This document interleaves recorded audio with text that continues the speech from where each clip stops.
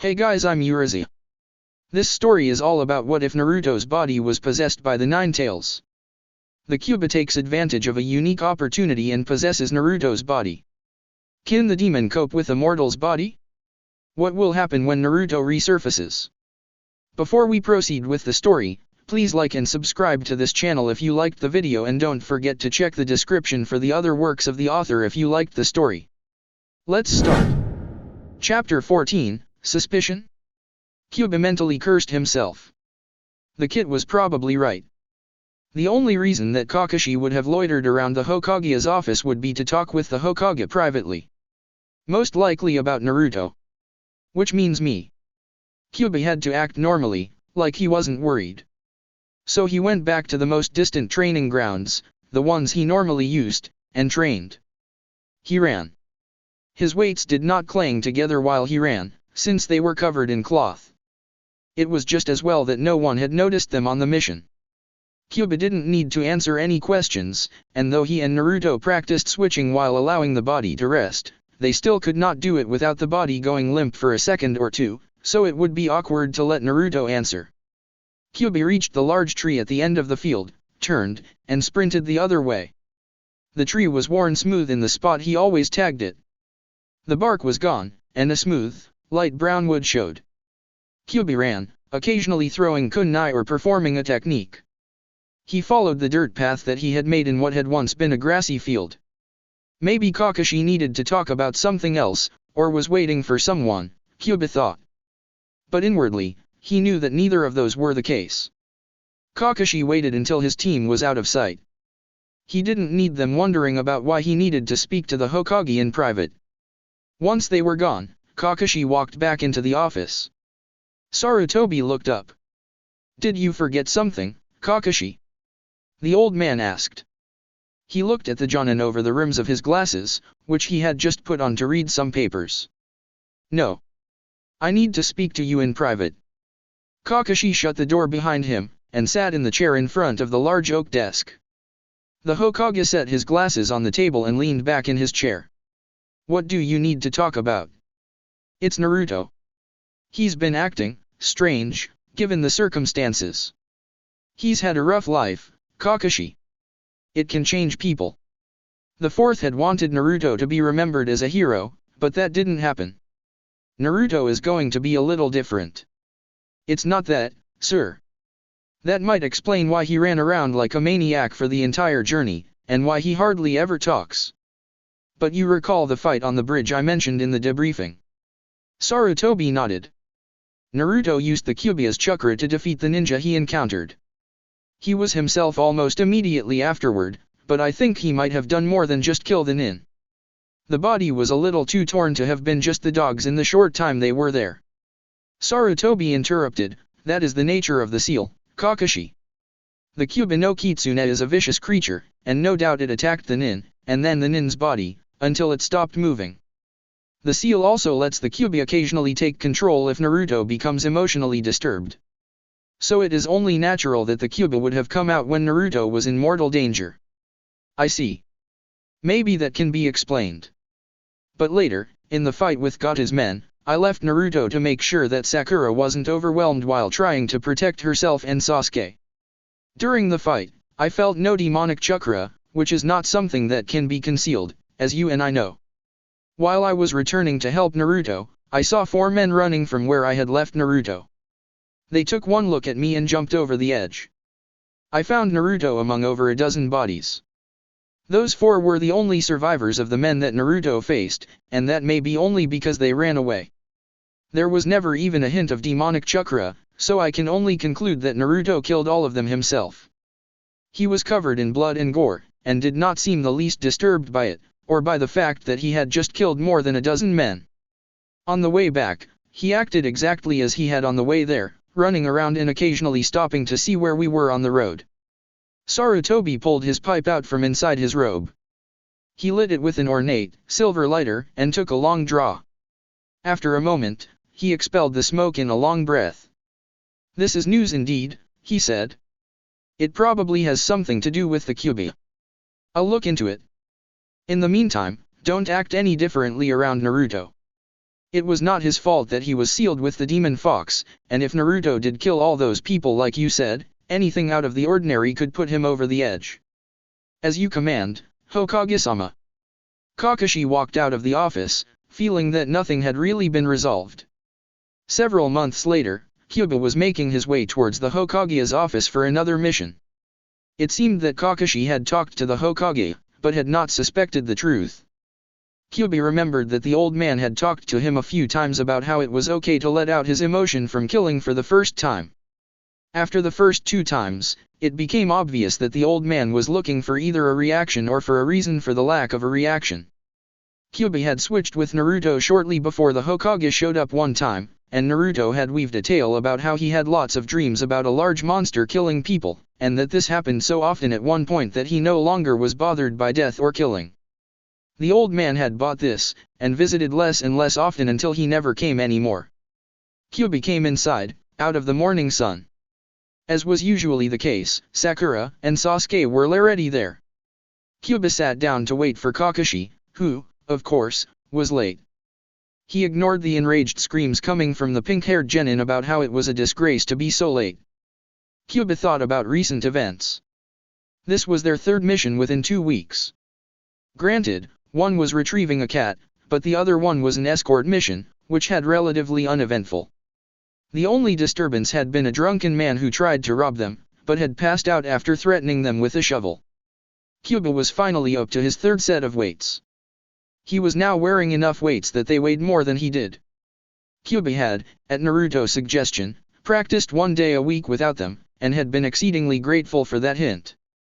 The first day he tried it, which had been over a month since he had taken them off for anything besides washing, he had been unable to stand, because he was so unused to it.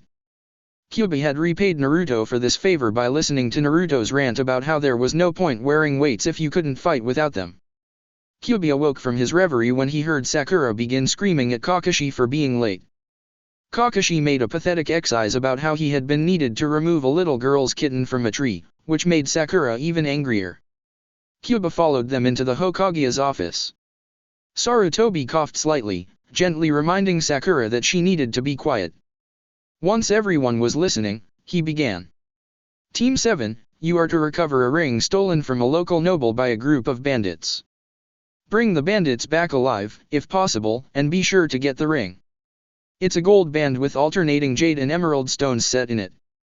The group was last seen about 5 miles south-southwest of here. Are there any questions? When no one answered, Sarutobi continued, you are to leave tomorrow morning at 8 o'clock. Good luck. As Team 7 filed out of the office, the Hokage leaned back in his chair. There had been something odd about Naruto's face. Maybe it was the whisker marks, but he felt as if there was something he had missed. Kyuubi walked out of the office, relieved that no one had noticed that his genjutsu had been slipping. Chapter 15, The Cave. At Kakashi's request, Kyuubi was walking with the group on this mission. Although the demon was loath to waste time by walking, Kakashi had a point. The bandits would be more likely to detect them if Kyuubi was running around. The demon adjusted his mask, which he always wore while training or on missions. With it on, only his eyes were visible, making him effectively invisible on dark nights. Which, of course, was the only time Team 7 could travel, if they hoped to catch the bandits. Kyuubi mentally checked his genjutsu. It was still there and functioning properly, so he just added a little more chakra to make it last longer. After the incident on the mission to Wave Country, Kyuubi couldn't be too careful. Kakashi, walking a pace or 2 ahead of the genin, raised his hand, signaling them to stop. He looked ahead for a moment, then turned and addressed the young ninja in a soft whisper. I'm going ahead to take a look at that cave. I can see some sort of light coming out, and it could be the thugs we've been looking for. You wait here. If I do not return within 10 minutes, go back to Konoha. Understand? The genin nodded, and Kakashi leapt into a tree and moved stealthily towards the cave. Sasuke looked at the black silhouette that sat against a tree just a few feet away. Uzumaki Naruto. Sasuke wondered what went on in the blonde genin's mind. Sasuke remembered, not too many years ago, when Naruto wore his loud orange pants and jacket, and complimented these with a loud attitude and frequent, loud outbursts. Then the boy had changed, his quiet and passive attitude and his expressionless face contrasting sharply with his outfit. Then, for no apparent reason, Naruto had changed again, abandoning the orange outfit for a new, black one. None of it made sense. Sasuke couldn't see why Naruto would have done any of this. And there was also the radical improvement in the blonde's skills. Sasuke remembered, not even a year ago, when Naruto had been failing every class. But Naruto had passed somehow, and even managed to be helpful during the bell test. And although Kakashi had never said anything more than, Naruto defended himself well, Sasuke felt that Naruto had done something amazing on the bridge in Wave. Sasuke could see it in the way Kakashi paused before saying that his men had been taken care of. Naruto's sudden improvement was not unlike Sasuke's older brother. Sasuke scowled at the thought. I am an Uchiha. I will be better than Naruto, and avenge my clan. Kakashi saw the men inside the cave. Of the four, 3 were sleeping. The fourth kept watch, sitting on a wooden stool, facing out of the cave, with the smoldering fire behind him casting his shadow far into the forest. This will be excellent practice in stealth for my students. Kakashi looked, and saw that there was a small sack next to each sleeping man. Perfect. Kakashi hurried back to his team. Sasuke crept silently along the rock wall until he stood near the entrance of the cave, but not in the light cast by the fire. Kakashi had found the bandits hiding in this natural cavern, and had decided that, to test their skill, they would go one at a time, and take a sack from beside one of the sleeping men, without being caught. The cave was strange in appearance. Only a rock dome stuck out, about 20 feet above ground, with a whole 10-foot hole in one side. This hole led into the cave, which, according to Kakashi, appeared to continue far underground. The bandits were at the bottom of the initial slope of the cave, which led to a flatter part about 15 feet underground. That was where the bandits slept. Sasuke glanced around the corner. The stalactites hanging from the ceiling cast long, thin shadows across the ceiling, which moved back and forth with the flickering of the fire. There had to be a way to get past the guard. Then Sasuke saw a small boulder inside the cave, sitting near the wall about halfway down the incline. Sasuke crawled commando style, staying in the shadow of the rock. Once he was there, he looked further down from the small space between the rock and the wall. Sasuke could see the guard. The guard looked toward the entrance of the cave for a while. Then he started to nod off, his head drooping low. But before Sasuke could emerge from his hiding spot, the man jerked back to attention. This continued several times, until Sasuke could almost feel the rhythm of the man's fatigue. Once again, the man started to nod off, and Sasuke was ready. While the guard's eyes were half closed and he was looking down, Sasuke leapt over him and landed just on the other side of the fire. Because he had trained extensively, and because his sandals were covered in cloth, he made almost no noise when he landed. He looked back. The man was gazing intently at the entrance of the cave. Sasuke stepped over one of the sleeping men and grabbed a sack. He lifted it slowly, feeling its weight. He couldn't afford to be given away by the jangle of coins or metal trinkets. He held the sack tightly against his chest with both hands. In this way, he could jump without fear of making noise. When the man was momentarily off guard, Sasuke leaped over him and landed in the shadow of the rock. He quickly dropped to his stomach, clutching the sack underneath himself. What was that? Who's there? Sasuke froze. He had been found out. But before he stood to run away, he heard the man's voice again. Stupid fire. All those flickering shadows are going to drive me insane.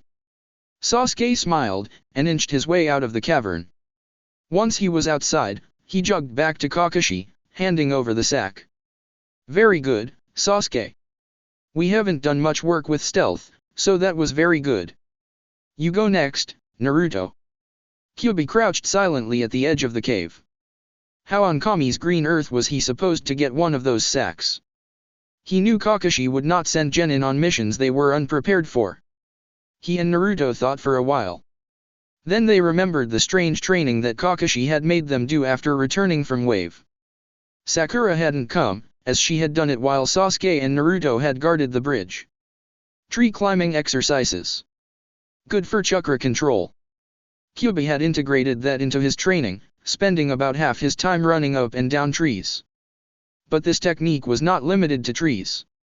Kyuubi pressed his hand against the stone outside the cave, getting a feel for it, understanding how it was different from a tree.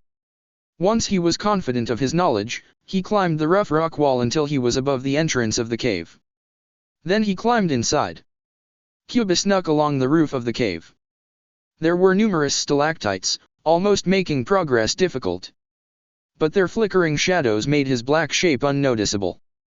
The demon continued along the ceiling, hidden by the protrusions of rock, until he was behind the guard and the fire. He dropped down, grabbed a sack, and put it in one of the front pockets of his black vest. The vest was almost too small for the muscles that Kyuubi had built since purchasing it, so the sack was wedged tightly in the pocket. Then he climbed up the wall, crawled along the ceiling out of the cave, and returned to Kakashi. Kyuubi handed Kakashi the sack. "Good work, Naruto. It's your turn, Sakura." Sakura stood at the entrance for what seemed like hours. She couldn't think of anything. She was clad in her normal red dress, which was no good for stealth. But this was supposed to be about stealth. Then it came to her. She waited until the guard's head started to droop, then threw a kunai straight at his head, handle first. It hit the man, knocking him out. That was planned. What was not planned was the loud clatter the kunai made when it hit the ground. The sleeping men stirred. Sakura ran as silently as she could, grabbed a sack, and ran out. What was that? Hell if I know, I was asleep, and hey. What happened to him? There's knife sitting next to him. Sakura ran out of earshot, back to Kakashi. She handed him the sack. I'm impressed, Sakura. I didn't dash. Kakashi stopped speaking when he saw three men emerge from the cave, weapons drawn. Two had swords, and one had a long knife. They looked around wildly, but Team 7 had jumped into the trees, and so stayed unseen. The men stared into the woods for a while longer, then hurried back into the cave, talking in raised voices. That will make this a bit more difficult, Kakashi said. Chapter 16, Out of the Cave. Kakashi analyzed the situation. The three bandits were armed with swords and knives. The bandits did not appear to have had any ninja training, but that did not make them easy opponents. The Jonin turned to Team 7. Sakura and Sasuke, you will go in there and capture those bandits. You don't have as much experience as Naruto in real combat situations, so this will be a good chance to test your skills. Naruto, you stay near the entrance of the cave. If any of the men try to run, you are to capture them yourself. And if Sasuke or Sakura have too much trouble, go in there and help them. The genin turned to leave, but before they had gotten very far, Kakashi added, do not kill anyone unless it is absolutely necessary. Sasuke looked at Kakashi strangely. Why would he think it necessary to tell us that? He shouldn't be worrying about genin killing anyone. Sasuke scanned his sensei's face for clues, but the genin's expression was unreadable.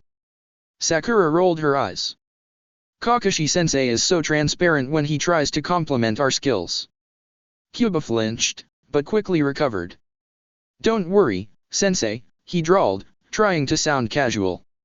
Sasuke was mystified by the relieved look he caught on Kakashi's face. It had disappeared as quickly as it had come, leaving Sasuke wondering whether he had seen it at all. Sasuke lay flat on his belly behind the small boulder he had used earlier, listening to the thieves' conversation. Sakura, at Naruto's suggestion, was on the ceiling clinging to the stalactites. Her excellent chakra control made it almost effortless for her.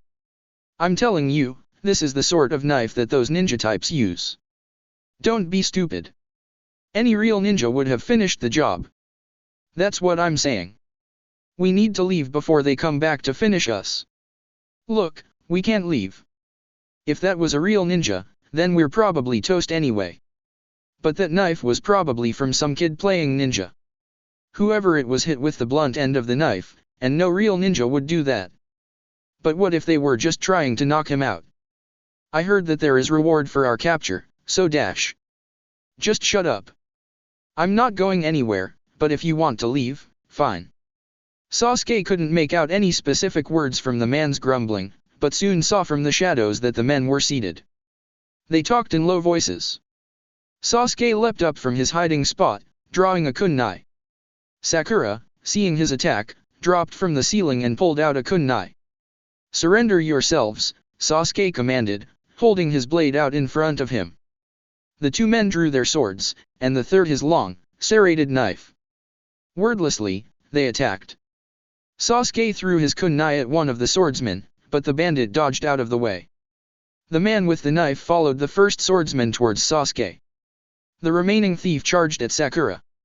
Sasuke rapidly formed several seals, then blew a giant fireball at his assailants. The light cast by the technique lit the entire cave in a blinding yellow light. The men were thrown back, singed, along with the stool and some nearby equipment. Sakura blocked the swordsman's initial strike with her kunai, and lashed out with a sweeping kick. The man jumped over her leg and swung his sword straight down, aiming for her head. Sakura moved to the side, narrowly avoiding the sword, and grabbed the man by his shirt. Using all her strength, she threw him into the back wall of the cave, where he landed beside his comrades. "Surrender," Sasuke repeated. The men ignored him, grabbing their weapons from where they had dropped them and returning to the fight. Sasuke unleashed another fireball, sending the men flying into the rock wall again. "I can't do that again," Sasuke realized. "Damn my low stamina. I can't beat Itachi like this." Not revealing his worry on his face, Sasuke spoke in a calm voice, "This is your last warning." The men jumped back to their feet, obviously determined to fight to the end. Seeing this, Sasuke drew another kunai and sprinted into their midst. He kicked the knife wielder in the stomach, knocking the wind out of him. Sasuke blocked a sword with his much smaller blade, grabbed the sword blade with his other hand, and pulled. As the man fell forward, Sasuke leapt into the air. The second swordsman, who had been swinging for Sasuke's head, instead hit the first swordsman in the neck, halfway decapitating him. Sakura, seeing her chance, kicked the horrified bandit into the recovering knife man. They both fell to the ground, unconscious. From outside, Kyuubi could hear the end of the fight. He nodded at Kakashi, who was waiting in the trees. The Jonin dropped to the ground and lazily sauntered into the cave. Kyuubi followed behind him. After tying the men up, Kakashi congratulated Sasuke and Sakura on their success. "You have improved since our last mission. To beat a hardened bandit without receiving even a scratch is very good for a genin. So if you three will each carry one of them dash." "You lazy bum!" Sakura screeched. "Why don't you carry one of them?" "Because I will be carrying their things." Kyuubi sighed as Sakura continued to complain. "It's bad enough putting up with a mortal body, without having to listen to this female's incessant whining." "She has a name," Naruto commented. "Even if she doesn't seem worthy for you to call by name, it's good practice for talking to others. You'll get a lot of weird looks if you call her female in front of anyone else." Kyuubi conceded this point as he picked up one of the men and slung him over his shoulder. "Back to Konoha, then," Kakashi said once everyone was ready. Team 7 handed the men over to the burly-looking men standing near the client. It had been an uneventful journey back, since they had knocked the bandits on the head any time they stirred, ensuring that there were no escape attempts. Kakashi said that he would take care of reporting their mission success to the Hokage, and dismissed them. Kyuubi immediately departed for the training field, to make up for the time he had not been allowed to train while on the mission. Sasuke stuck his hands in his pockets and walked off without a word, leaving Sakura outside the Hokage's office. Sakura waited outside the office to talk to Kakashi about extra training. Although Kakashi had not said anything, Sakura knew that she was weaker than her teammates. She listened to the voices from inside. "Very good, Kakashi. Now, I think you may be aware that the Chenin exams are coming up. Based on their record, I think that you should allow them to enter. It's up to you, of course. You have the best knowledge of their skills." "That sounds like a good idea, Kokage-sama. I'll ask them what they think about it at our next meeting." Sakura smiled, while inner Sakura ranted about her awesome skills, and how she would be the best kunoichi in the exams. Chapter 17, The Chenin exam begins. Kyuubi arrived at Team 7's usual meeting place late in the afternoon. Although he was an hour late, he wasn't worried, since Kakashi was always later. Ignoring Sakura's screaming, He sat down and leaned back against one of the log posts in the clearing. Sasuke stood over near the edge of the trees, hands in his pockets, resting against a tree. His bangs hung over his face, partially obscuring his eyes from view. He wore the same white shorts, blue sandals, and Uchiha shirt that he must have worn since the dawn of time. He stared at Kyuubi, his eyes slightly narrowed, as the black-clad ninja sat down. Kyuubi felt the genjutsu over his eyes. It felt normal. He reviewed his clothing. It was the same black outfit that he had been wearing for a while now. His black cloth mask hung around his neck, unneeded for the moment. What is the Uchiha staring at? Sasuke looked at Naruto. That boy was full of surprises. The kid who had once shouted about being Hokage had become increasingly quiet in recent times, and now hardly ever spoke a word. One day, seemingly on a whim, Naruto had changed from his garish orange outfit to an all-black one. He had also become a much better ninja. Sasuke remembered Naruto's abysmal grades, and the rather impressive number of times that the blonde had failed to pass the final academy exam. Then one year, he went from a klutz in strange clothing, to someone who acted like a ninja and dressed like an assassin. Sasuke frowned. Something had changed. Although Sasuke had heard of Iruka's death, it seemed like that was the sort of experience that would break someone, rather than one that would propel them into action. And then, just yesterday, he had been wandering absently through the streets of Konoha, when he had overheard Kakashi and another Jonin talking in a nearby alley. Sasuke remembered the conversation well. Flashback. Kakashi slouched against the wall. Asuma stood patiently in front of him, waiting for Kakashi to say whatever he had brought him here for. "It's Naruto," Kakashi finally said. "He's changed a lot recently, and I'm worried about what he might do." Asuma sensed that there was more, and said nothing. "Naruto has become very quiet lately," Kakashi almost whispered. "He changed his outfit, too. It's not at all like he used to be. And on our mission to Wave Country. What happened? He had to fight a ninja, at least Jonin level. Naruto killed him while under the Kyuubi's influence. That was perhaps to be expected, but then he killed over a dozen people on his own immediately afterward. He was so unfazed by it that I felt compelled to tell him, on our last mission, that he was not to kill anyone. Our mission was to capture some men, and it went without saying that they weren't to be killed, but Naruto was so cold about that mission to Wave that I felt I had to tell him that. I said it to all the team so they wouldn't be suspicious, but... You're worried that he might do something?" Asuma finished. "Yes. I don't know what he would possibly do, and he only killed enemies, but I think that, under certain circumstances, kill someone else. Not just an enemy. He doesn't even look the same since I remember Hai from before. His eyes are darker, more blank." Asuma sighed. After a moment of thought, he spoke. "I assume that you have talked to the Hokage about this." Kakashi nodded. "Then keep an eye on him, and follow the Hokage's instructions. I agree that he could be provoked into killing someone, or at least seriously injuring them, but since he hasn't shown any aggressive behavior towards his team, I wouldn't worry too much." The two Jonin continued to talk, so intent on their conversation that they did not notice Uchiha Sasuke slowly walk away. Sasuke furrowed his brow. What could have motivated Naruto to kill ordinary thugs? And how could he be influenced by a demon that was killed years ago by the fourth Hokage? Kakashi sauntered into the clearing, reading his favorite book, Icha Icha Paradise. As he came closer to his students, he returned the book to its place in his pouch. Sakura was fuming silently at his tardiness, standing behind the posts in the middle of the field.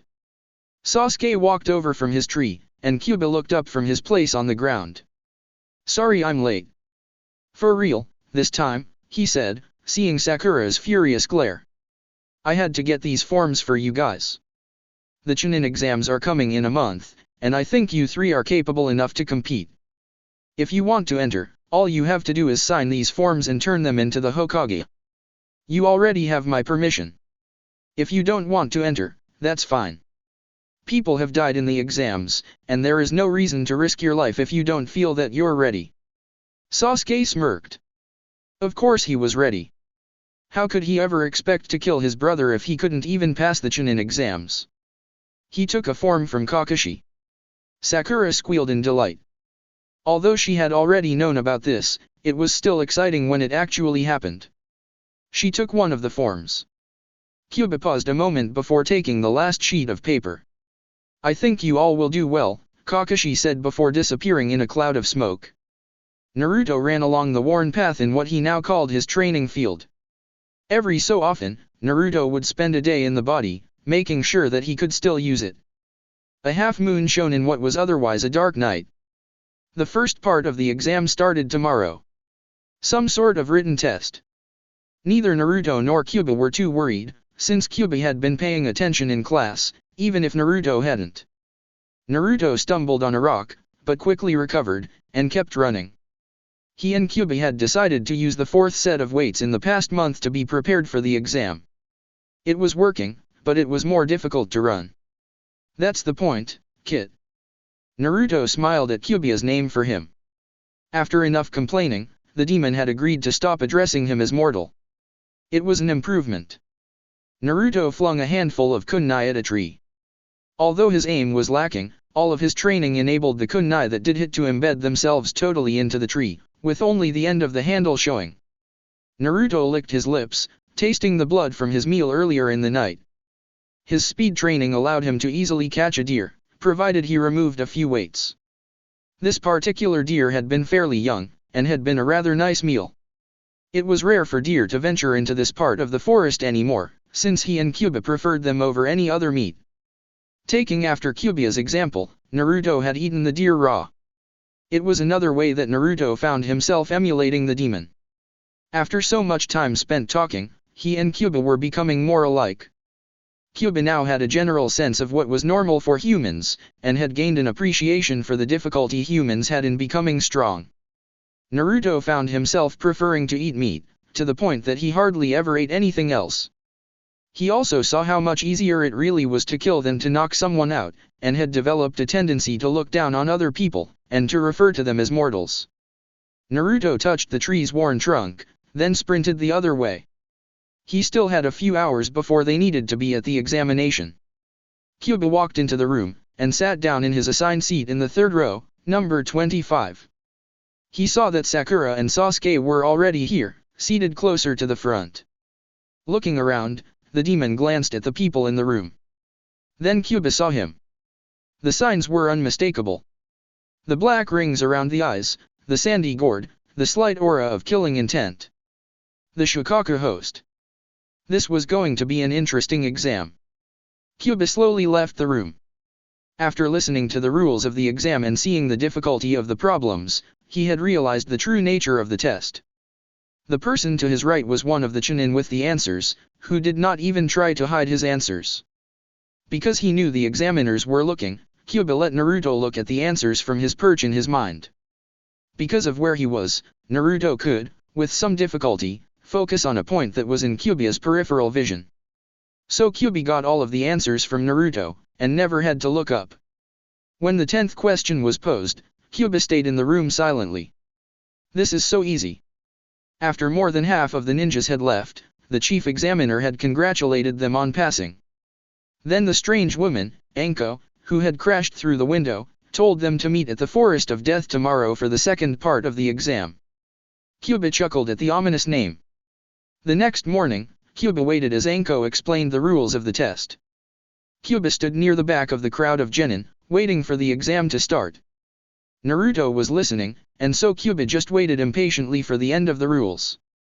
Once Anko had finished, Team 7 received their Earth Scroll and jogged to Gate 17. Who should carry the scroll? Sakura asked. Sasuke shrugged, so Kyuubi took the scroll from her hands and put it in one of his concealed pockets. Sakura looked miffed, but didn't say anything. Then the signal came, the gate opened, and the second phase of the exam began. Chapter 18, The Forest of Death, Part I. Kakashi walked slowly around the edge of the Forest of Death, hands in pockets. Although it was not obvious, he was worried about his students. He was not reading his book, and glanced into the forest every so often. Occasionally he would stop and sigh. I hope Sasuke is careful in there. Naruto hasn't done anything yet, but there is not telling what sort of other effects the demon could have on him. Sasuke is smart enough to have figured out what happened on the bridge, if only because I talked about it in public to Asuma. I thought I felt his presence, but then, I wasn't paying a lot of attention. Kakashi looked into the forest again, but the dense forest prevented him from seeing any further than a few yards in. Stay safe, Sasuke. Kyuubi followed Sakura and Sasuke, leaping from tree to tree. He readjusted his cloth mask, which had started to slip down. Kyuubi tightened the knot. Team 7 had been wandering somewhat aimlessly through the forest for the better part of half an hour. They needed to find a team with a heaven scroll, but so far they had not found any other teams. Sasuke stopped on a large branch 50 feet from the ground. Sakura and Kyuubi landed on either side of him. Kyuubi sniffed the air. Another team was nearby. Sasuke spoke. There is a team just ahead. Sakura, you go around that side, he pointed to their left. Naruto, you go around that side, he pointed to the right. I'll go check out this near side. See if you can find out what scroll they have. If you see a heaven scroll, come and tell me, and we can plan an attack. If you see an earth scroll, come back and we'll leave. There's no point in unnecessary fighting. Sakura and Kyuubi nodded, and jumped towards the indicated positions. Sasuke crept closer to the other team. Looking around some branches, he saw 3 soundnin. The one walking in the middle was a girl. She had long black hair that reached to just past her shoulders. She wore a gray vest and black pants. On her left was a boy, who had short, messy black hair, and wore a tan jacket and black pants.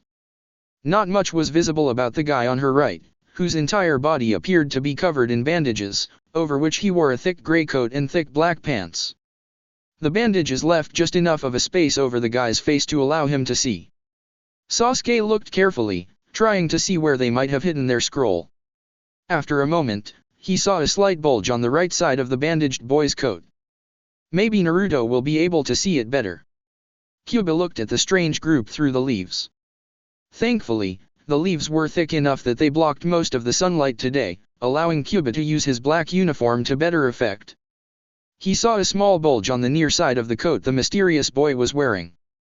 He crept along the large branch he was perched on, keeping pace with the group of soundnins.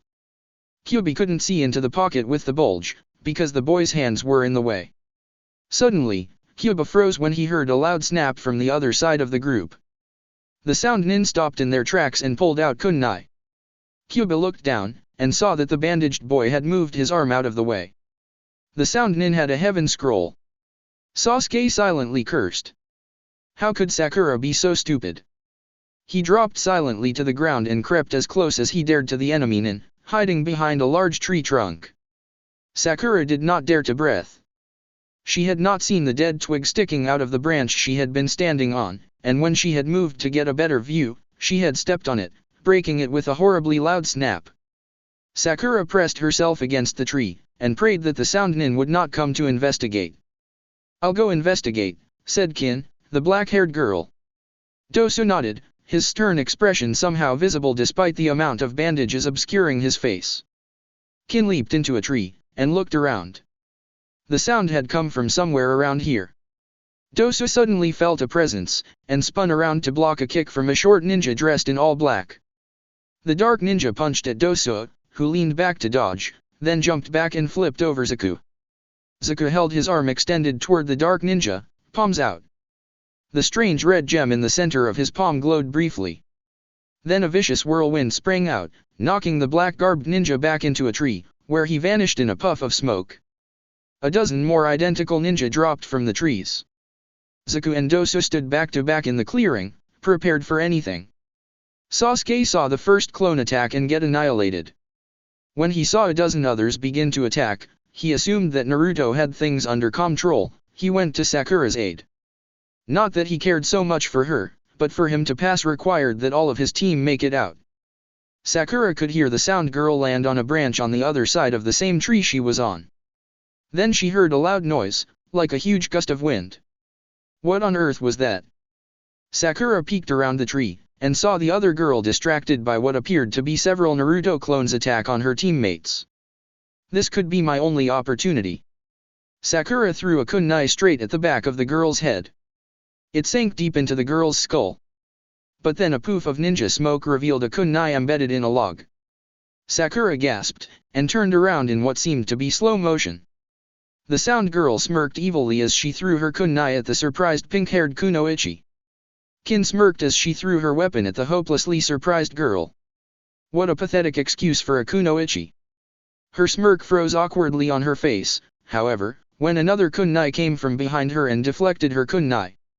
She turned around, experiencing the same feeling of slow motion that Sakura had not seconds before.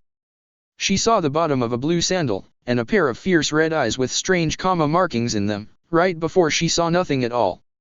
Saki landed on the branch next to Sakura. He heard the sickening thud of the sound kunoichi landing on the ground. If she were lucky, she would only have a few cracked ribs. You alright? He asked Sakura gruffly. I think so, Sasuke-kun. Sasuke grunted, then leapt to help Naruto with the remaining two sound ninja. Naruto frowned as he leaned against the trunk of a large tree. The two sound nin were rather effective at destroying his shadow clones. The one with the gems in his palms could shred clones at a distance, and the one with the bandages did something that took care of any clones that made it too close. It's a good thing we've been doing all that training. I can send these clones all day. With any luck, their techniques require chakra, and they will eventually run out. Kyuubi formed a hand seal and created another dozen clones. The clones ran into positions in the trees, and flung their kunai at the two sound nin. As with every time before, the more normal of the two sound nin sent a scathing wind that dissipated the cloned kunai. The clones attacked. 3 were caught in the second whirlwind unleashed by the ninja, while the others mysteriously poofed out of existence when they neared the other ninja. Before Kyuubi created another set of clones, he heard the familiar sound of a strong wind, which sounded like it had been directed at the other side of the clearing. Looking around the huge trunk of the tree, Kyuubi saw Sasuke dodging out of the way of the dangerous vortex. Kyuubi formed the familiar hand seal, and created 24 clones. Then he and his clones attacked. Zaku shot another blast of air at the raven-haired leaf nin. There was no way he was letting that punk get away. He noticed another horde of darkly dressed ninja fling their kunai at him. He turned, blew them away, and returned to firing at the leaf nin. But where had he gone? Dosu groaned as another, larger wave of ninja launched themselves in attack. He concentrated, and released his overpowering waves of sound. The clones dissipated as they reached the edge of his attack. But suddenly one broke through the smoke, seemingly unaffected by the sound waves, and punched Dosu into Zaku's back. The two fell to the ground in a heap. Dosu looked up to see a giant fireball flying straight at him. And with Zaku trapped underneath him, there was nothing he could do about it. Kyuubi leapt away as Sasuke's grand fireball struck the two stunned ninja, exploding in an impressive show of light and heat. Kyuubi walked over to the unconscious ninja, and took the scroll from the charred coat pocket of the smoldering, bandaged sound nin. He stuck the heaven scroll into the pocket where the original earth scroll was. Sasuke walked over and surveyed the scene. Every tree in the clearing had lost all of their branches, excepting the ones that were unable to be seen from the clearing. It then occurred to Sasuke that there hadn't been a clearing here before. How long did Naruto dodge those blasts? He couldn't have so much chakra to be able to use clones that whole time, could he? He looked over at Naruto, and saw the completely unruffled black outfit. It did not even have wrinkles you would expect after running around, nor was it damp with perspiration. What kind of ninja is Naruto? Chapter 19, The Forest of Death, Part 2. Team 7 hurried toward the center of the forest. Now that they had the second scroll, they simply needed to reach the tower before time expired in 3 days. With any luck, they would arrive early tomorrow. Sakura was tired beyond belief. She had almost no energy left from the constant running they were doing, but she refused to complain. Although they didn't say anything, she could sense the two boys' annoyance with her paltry abilities as a ninja. Sasuke continued at the same quick pace that they had been moving at for some time now. We need to get to the tower before the desperate groups at the end of the exam stake it out to take scrolls. Although Sasuke was feeling a little fatigued, he had no intention of stopping. He glanced at the forest floor far below them, checking for any other groups. Seeing none, he relaxed a bit. By running through the trees several hundred feet above the ground, they seemed to be missing all of the other teams. Sasuke wondered when Naruto had gotten smart enough to make such a suggestion. Kyuubi followed behind, keeping alert with his enhanced senses. He wasn't tired at all. Team 7 was moving at just less than half of the speed he ran with in training. He could keep this up all day. The only thing that bothered him was the strange smell of death that he occasionally picked up. Since killing was permitted in the exam, the smell of death was perhaps to be expected, but every time Kyuubi sensed it, the odor was stronger, indicating that the source was nearer. Kyuubi wondered if a different team was carrying a dead body with them, perhaps in hopes that bringing it would allow them to pass despite a slain teammate. But the strength of the smell meant that the source was close, too close for Kyuubi not to notice. Were they being followed by a Jonin?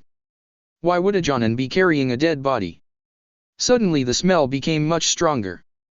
Kyuubi looked to the side, and gazed upon the strangest sight he had ever seen. A head attached to a horribly elongated neck was moving toward Sasuke at great speed. The black hair waved in the breeze of its own movement, but the things that caught Kyuubi's attention were the pale, ashen skin, and the yellow, slitted eyes. Kyuubi threw a kunai at it, but the head dodged to the side and kept coming. The kunai hit a tree, causing Sasuke and Sakura to look back. Sakura shrieked. Sasuke immediately formed several seals in rapid succession and launched a large fireball at the head. The head pulled back and dodged to the side, but another fireball forced it to retreat. Team 7 stopped and listened for any sign of the attacker. Sasuke put his ear to a tree. All that could be heard were the sounds of a forest. But just before they could move on, a man dropped from the canopy of trees, landing on a branch several yards in front of them. He wore a tan shirt with a purple rope tied around it at the waist, purple pants, black shoes, and a large straw hat that he wore tilted forward, covering his face. "Who are you?" Sasuke yelled. The man pulled back his hat, revealing the head that they had seen just seconds before. The man fixed them with an intense glare, his eyes wide and his mouth stretched in a maniacal grin. The yellow eyes seemed to emit a pulse with an evil energy. Kyuubi looked at the odd man, who still stood there grinning. What on earth is wrong with him? Why is he grinning like that? Kyuubi formed a seal and created a dozen shadow clones. The man immediately looked directly at him, with something akin to confusion in his eyes. The clones attacked, leaping at the man with kunai drawn. But the man slithered away from every stab, and avoided every slash with a serpentine grace. Suddenly his tongue shot out of his mouth, grabbed a clone, and used it as a club to crush several others into a tree. The clones dissipated in a cloud of smoke. The man then wielded his tongue like a whip, and a few violent cracks signaled the demise of the remaining clones. Kyuubi looked over at Sasuke and Sakura. They were still in the same positions as before, with expressions of mortal fear on their faces. Distracted, Kyuubi was kicked into a tree trunk by the oddly dressed man. As he fell, Kyuubi created 24 clones. He and the clones caught onto branches as they fell, and came back to attack, using every bit of their speed and strength. The man was good. No, he was very good. But he couldn't help but receive a few nicks here and there as a dozen clones closed in for close combat and another dozen flung kunai from a distance. The oddly dressed ninja no longer smiled. His face was contorted in anger. His eyes shone with a fierce, sickly light. He suddenly drew a kunai and destroyed every clone within several feet of him in a blur of steel and smoke. The smoke hid the man for a moment. Then kunai shot out of the cloud and impaled every clone, instantly removing them from the fight. Kyuubi himself narrowly avoided a kunai. The man turned to face Kyuubi. The demon looked into those yellow eyes, and, perhaps these mortal senses were deceiving him, but again, he thought he felt a pulse of energy come out of those slitted pupils. But there did not seem to be any effect from it, so Kyuubi sprang into action. Jumping from his perch on a branch, he made 50 clones, and he and all of his copies threw their kunai at the man. The pale ninja dodged in an eerily flexible way, like he didn't have a bone in his body, and avoided almost every blade thrown at him. A single kunai lodged itself in his right calf. Suddenly it became apparent that this ninja had been toying with Kyuubi up till now. In a second, he threw hundreds of kunai, whether real or cloned, in every direction around him. Clones vanished in puffs of smoke. Kyuubi, who was still in midair after jumping to attack, twisted in the air to dodge the knives, and used his weights to block what he could not dodge. The blocked kunai fell away with muffled clangs. Kyuubi landed heavily on a branch, and turned to face his opponent. To Kyuubi's chagrin, the ashen-skinned ninja was already upon him. Kyuubi flew into a tree after a powerful kick, and fell onto a branch. He slowly got up, and looked at the strange ninja. Kyuubi saw the pale ninja form several seals, bite his thumb, and wipe the blood onto his arm. Before Kyuubi could do anything, a giant snake appeared just in front of the strange man, its head even with the branch the man was standing on. The man stepped onto the snake's head, and smirked at Kyuubi. "You obviously have no idea with whom you are dealing. I am Orochimaru, one of the legendary Chunin. No genin could ever hope to defeat me, even if they are ready for promotion. Now, I am a nice man, and I did not come here for you. So if you wish to live, I suggest you move aside and let me talk with Sasuke-kun." Kyuubi thought for a moment, then dropped his fighting stance. "This Orochimaru is way out of my league." Kyuubi watched disinterestedly as Orochimaru walked over to Sasuke and bit his neck. This startled Sasuke out of his stupor, but something about the bite seemed to knock him back out. Orochimaru grabbed Sasuke before he could fall off of the branch, and set him onto the branch in a balanced position.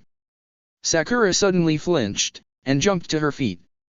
She turned and looked at Orochimaru, and moved to draw a kunai, but before she could complete the action, the snake nin karate chopped her in the neck without even looking.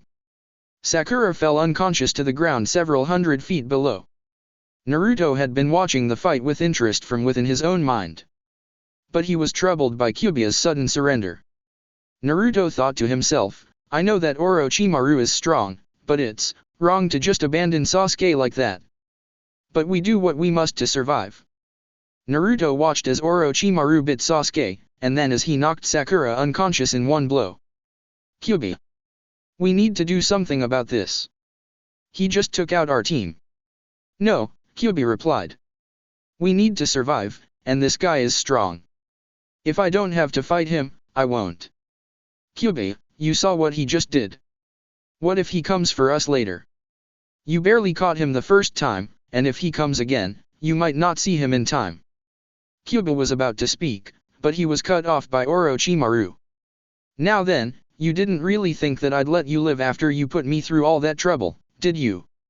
Kyuubi dodged the giant snake as it tried to eat him, and was caught by Orochimaru with a strong kick. The demon flew into a large tree, leaving a dent in the trunk after he fell onto the branch below. Kyuubi couldn't keep up with Orochimaru if things stayed like they were now. But they didn't stay like that. The next time that Orochimaru jumped toward him, Kyuubi spun around quickly and released his weights, flinging them at Orochimaru or right around him. The Chunin blocked a forearm weight and a calf weight, and dodged all of the others, except for the second forearm weight, which struck him in his right calf. The heavy weight, aided by the kunai lodged in the leg from before, snapped Orochimaru's leg bones in half, rendering his right leg all but useless. The weight also caused Orochimaru to spin in the air as he flew, prohibiting him from doing anything until he landed. Kyuubi used this to his advantage, and punched the snake nin with all of his weight-enhanced strength. Orochimaru flew towards another tree, but caught onto a branch before he hit the trunk. The snake summon chose this time to attack, sending Kyuubi dodging the furious strike that left fang marks in the tree that was unfortunate enough to get in the way. Orochimaru used this time to get onto the branch he had grabbed, and set his leg with the branch.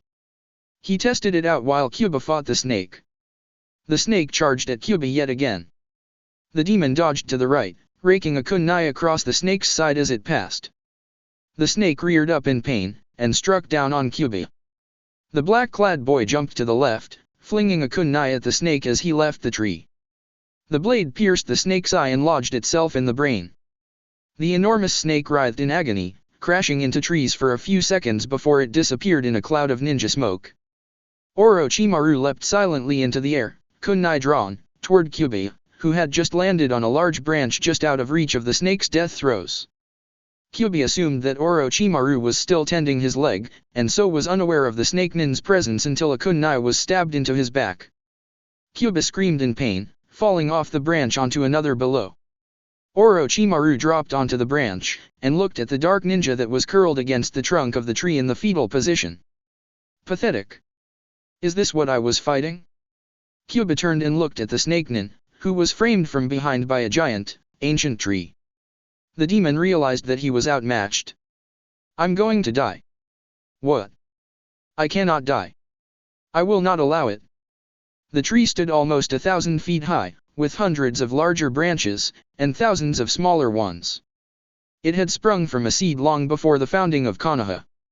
Its proud trunk grew straight up, without a single bend and without any scars of missing branches. It had been growing for over 200 years. In fact, it kept growing until the second part of a certain Chenin exam. The giant ball of fiery demonic chakra smashed Orochimaru against the tree, completely annihilating that part of the trunk in a blaze of destruction. Splinters and chunks of wood flew everywhere, embedding themselves in nearby trees, or flying far out into the forest. The upper part of the tree, no longer anchored to the ground, flipped over with the force of the blast, then fell into the forest, partly on fire. Kyuubi's genjutsu had vanished, revealing his blood-red eyes that shone with an inner fury. His body was covered in demonic chakra, in a shape that resembled nothing so much as a humanoid fox, complete with large, fearsome claws. 4 large, orange tails of chakra writhed behind him. And then Kyuubi's image flickered, and was gone. Orochimaru had left before the Kyuubi had arrived at Konoha. He had never felt particularly grateful for having missed that event until now. Orochimaru screamed in pain, his false skin burning and flaking off in the intense heat. His scream was momentarily interrupted when he struck that ancient tree, before the force of his body and the power behind that monstrous sphere of demonic chakra obliterated the tree and propelled him onward. But before he could strike a second tree, he saw a pair of angry, red eyes with slitted pupils. Kyuubi suddenly appeared in front of him, right hand, or was it a paw, uplifted, with long claws extended. Kyuubi slashed Orochimaru across the face, leaving long, scorched claw marks from the top left of Orochimaru's forehead to the bottom right of his face. Those right/left directions were from Orochimaru's perspective, if anyone cares. Orochimaru didn't have time for the pain of that injury to register before Kyuubi slashed with his left hand across the snake nin's stomach. Shreds of tan cloth flew from the slash, and the pale ninja was propelled back into a tree trunk. Orochimaru quickly stood up on his good leg, holding one hand behind him. One by one, the fingers of that hand were capped with a small tongue of purple chakra. The snake nin waited for the demonic genin to attack. He didn't have to wait long. Kyuubi jumped just off of his branch, and then pushed off of the tree trunk. He flew directly at the ashen-skinned ninja, right hand held back. Orochimaru smirked. But before he could attack, the demon flung his right hand forward, firing a smaller sphere of fiery chakra. Orochimaru dodged to Kyuubi's left and slammed his 5 chakra-covered fingertips just off-center into the demon's stomach. Kyuubi flew past that tree and crashed into a branch. The demon had barely had time to grab onto the branch before he had begun to fall. Why couldn't I grab it with my other hand? Then, when Kyuubi tried to move his other hand, he discovered why. The left side of his body was paralyzed. What's going on? Kyuubi. Naruto called from within their mind. Something's wrong. Half of that chair is covered with weird purple seals, and it sort of repels your chakra. Can you move your left side at all? No. Then I'll control this half. I think if I sit just on this half, I can just control the left side of the body. Orochimaru smirked. Now that was taken care of, he could move on to more important. The snake nin looked back at the branch the boy had hit.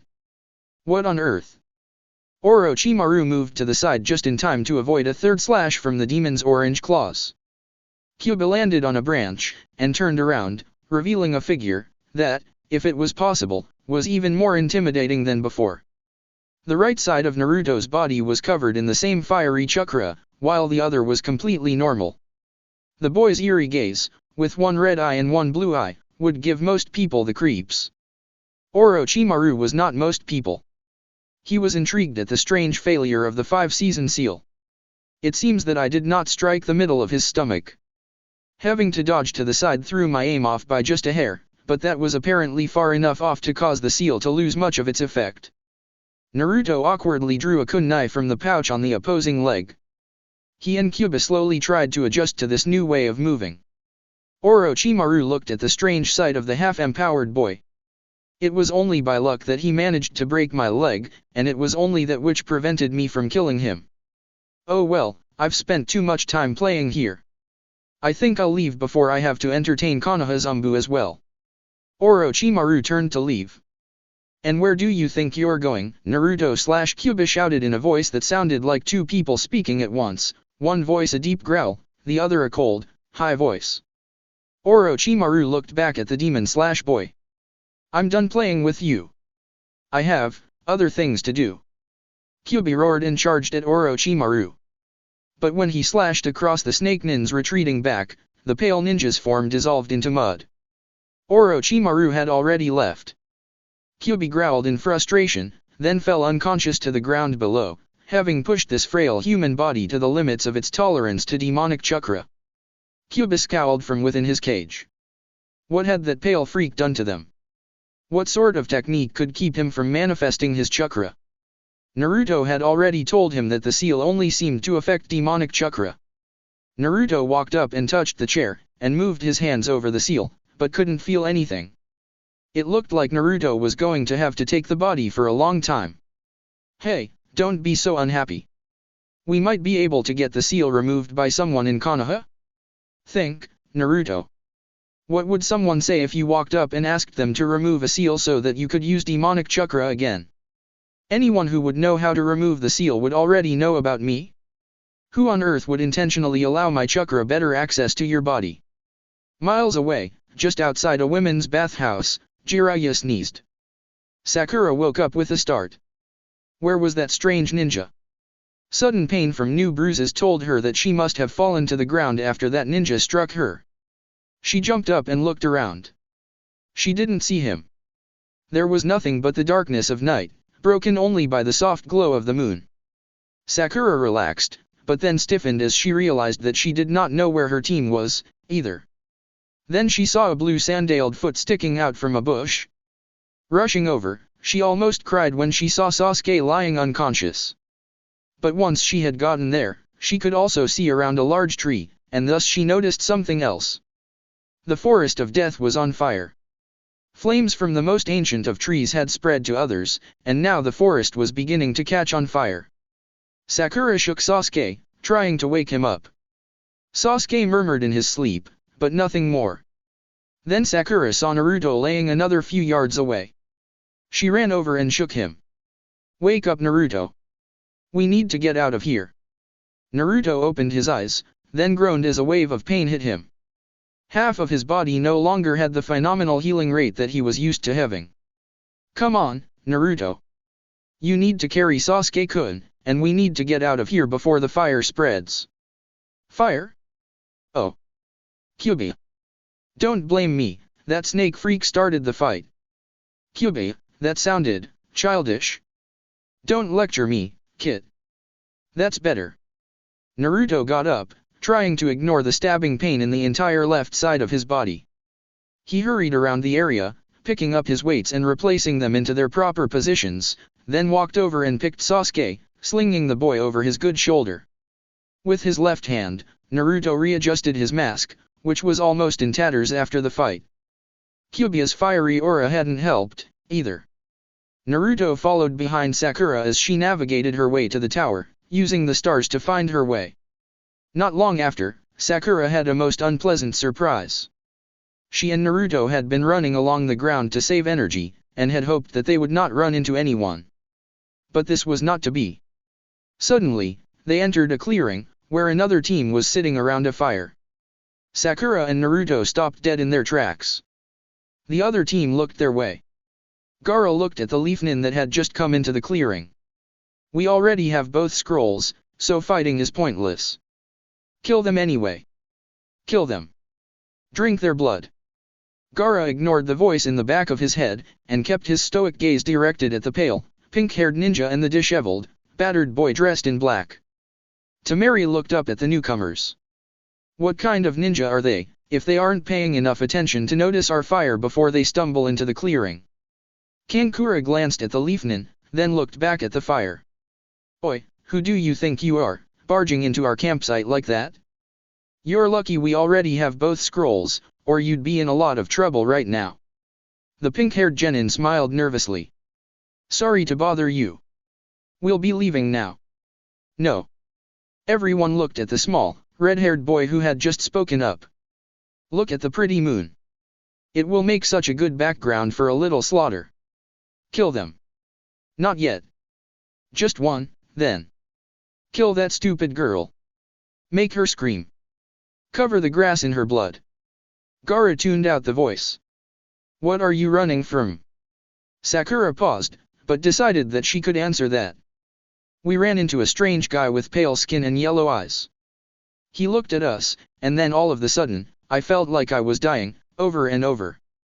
When I woke up, we were all on the ground, and it was night. Gaara's mouth moved slightly, forming a bit of a frown. Obviously, these two hadn't seen the demon whose energy he had felt. Sand leaked out of his gourd. Naruto saw the expressions that the other two Sandnin wore when they saw the sand coming out of the gourd, and grabbed Sakura's arm, pulling her back the way they had come. Sand poured out of the gourd even faster. Naruto formed a seal, and created 30 clones. Many of these hung, and soon copies of Naruto and Sakura were running around the clearing, with one or two occasionally disappearing in a puff of smoke as Gaara's sand caught up to them.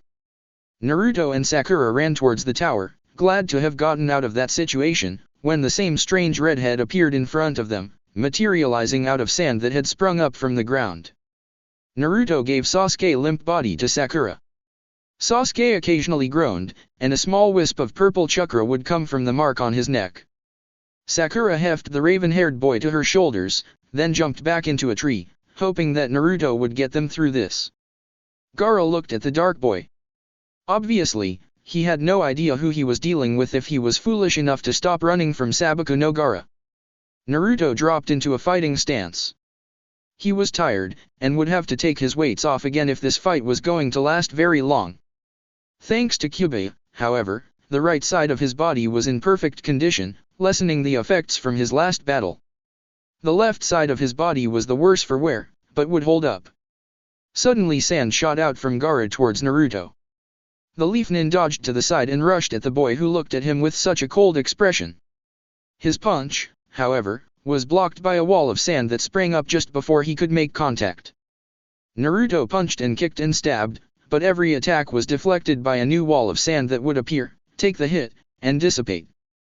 Gaara was getting tired of this.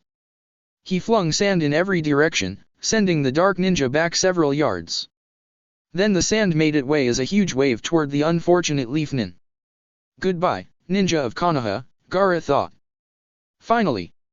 Make his blood splatter on the trees. I want to smell his blood. But Gaara was surprised and alarmed when he saw the wall of sand pierced by several small, flaming objects. What? Naruto saw the wall, and could think of only one way to get out of this situation. Kyuubi. Kyuubi quickly took over the right side of the body, half immolating Naruto's body once more, and catching the grass around his right foot on fire. He poured his demonic chakra into the weights on the right side, then flung them at the wall of sand. The weights were so charged with evil chakra that they glowed red-hot, catching the air around them on fire. They sailed into and through the wall of sand, melting a path for themselves. Naruto dropped the weights on the left side to the ground, then shifted so that Kyuubi's half of the body would take the blow from the sand. The sand crashed into the semi-flaming boy, but continued past him, and the hot chakra melted any sand that got too close. Once the wave was past, Kyuubi/Naruto stepped out of the glass shape that had formed in front of them, and ran around it straight at the red-headed boy. In the back of his mind, Kyuubi felt that he should know who this boy was, or at least why he could control sand, but paid little attention to that. There were more pressing matters at hand. Gaara stared in wonder at the strange, fiery ninja that had penetrated through a wall of sand over 5 feet thick. The sand was coming back to him quickly, but the boy was far faster than any normal genin. Move. That is the Kyuubi no Kitsune. The nin-tailed fox demon. Run, you fool. You have angered him. Without your sand to protect you, you are nothing but a coward, Shikaku. So do you have better in mind. If he reaches us, your armor of sand will be useless. He could kill you. Gaara conceded this point, and drew up sand from the ground. He floated up, out of the angry half-demon's reach on a cloud of sand. Until the next time we meet, fellow Jinquuriki. Gaara's remaining sand returned to him, reforming the gourd on his back, and Gaara floated back towards his campsite. Naruto/Kyuubi watched him fly out of sight. Then Kyuubi released control of the right side, which Naruto took back without only a bit of a stumble. Finally did that without falling over, even if it was only half of the body. Sakura dropped from the trees, but felt afraid of Naruto. Who would have thought the day would come when anyone would fear the ninja who used to run around in an orange jumpsuit, screaming his ambition to be Hokage? Naruto went around and collected his weights for his left side, replacing them on his arms, legs, and torso, then went to retrieve the ones for the right side. He heard the trickles of a small stream, and kicked the weights over in that direction, until he finally reached it. Sakura followed behind him, keeping her distance. Naruto kicked his weights into the water, which they entered with a large hiss of steam, waited a few seconds, then grabbed them back out of the stream. They were still warm, but bearably so. He put them into their assigned places, then turned to Sakura. "I can carry Sasuke now." Sakura just stared at him, then handed over the limp Sasuke. Naruto slung the boy over his right shoulder. He stared at Sakura, until she realized that she was the one who knew how to get to the tower. She checked the stars, then headed off at a jog. Naruto followed not far behind, hoping he would not collapse from exhaustion until they reached the tower. That's it for part 3. Thank you for watching and see you on the next video.